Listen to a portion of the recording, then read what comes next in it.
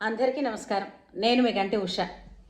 నా మిత్రులకి, శ్రేయోభిలాషులకి, సబ్స్క్రైబర్స్కి మంచి మంచి కామెంట్స్ తోటి నన్ను సపోర్ట్ చేస్తున్న అందరికీ కూడా నా శుభాభినందనలు తెలియజేసుకుంటున్నాను. మనం ఈ శ్యామలా నవరాత్రుల సందర్భంగా శ్యామలా దండకాన్ని ఒక్కొక్క శ్లోకాన్ని చెప్పుకుందాము అని అనుకున్నాం కదా. నిన్న నా మొదటి శ్లోకం చెప్పాను. శ్రీ గురుభ్యో నమః. మొదటి శ్లోకం ఏమిటి? మాణిక్య వీణాం ఉపలాలయంతీం మదాలసాం మంజుల వాగ్విలాసాం మహేంద్ర నీలద్యుతి కోమలాంగీం మాతంగ కన్యా మనసా స్మరామి అని మొదటి శ్లోకాన్ని చెప్పుకున్నాం. దాని అర్థం కూడా నిన్న చెప్పుకున్నాం. ఈరోజు రెండవ శ్లోకం చెప్పుకుందాం.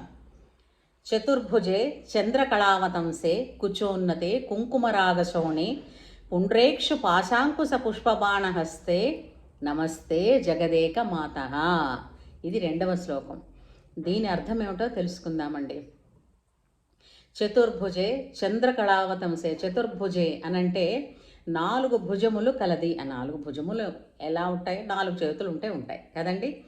4 భుజముల కల తల్లి.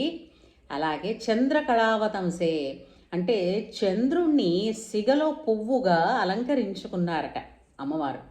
చంద్రకళావతంసే కుచోన్నతే కుంకుమ రాగశోణే.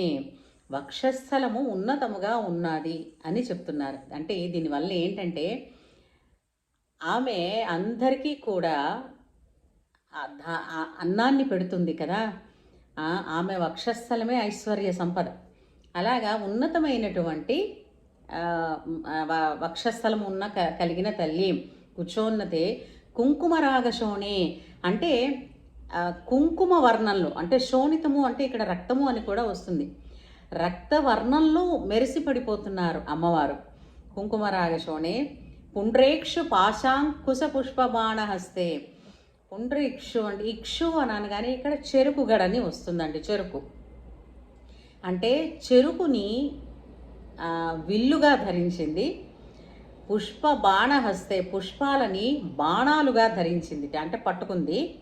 పుష్పబాణహస్తే అంటే చేతుల్లో పట్టుకుంది. పాశము అంకుశము కూడా ధరించి ఉన్న తల్లి. పుండ్రేక్షు పాశాంకుశ పుష్పబాణహస్తే నమస్తే జగదేక మాతః. జగములన్నింటికీ కూడా తల్లివైనటువంటి ఒక మాత అంటే ఆ జగజ్జననిని, అఖిలాండకోటి బ్రహ్మాండ నాయకిని. ఈ విధంగా చతుర్భుజే చంద్రకళావతంసే కుచోన్నతే కుంకుమరాగశోణే పుండ్రేక్షు పాశాంకుశ పుష్పబాణహస్తే నమస్తే జగదేక మాతః అని ప్రార్థన చేసుకోవడం అన్నమాట. ఈరోజుకి 2 శ్లోకాలు మనం చెప్పుకున్నాం. మీకు అర్థమైంది కదండి. ఒకవేళ అర్థం కాకపోయినా, లేదంటే మీరు నా పర్సనల్గా నెంబర్కి ఫోన్ చేసి, వాట్సాప్ చేసి, ఫోన్ మాట్లాడడానికి సమయం ఉండదు కాబట్టి వాట్సాప్ చేసి మీరు నేర్చుకుందాం అనుకున్నా సరే నా నెంబర్ కిందన డిస్క్రిప్షన్లో ఇస్తానండి. సరేనా? నమస్కారం.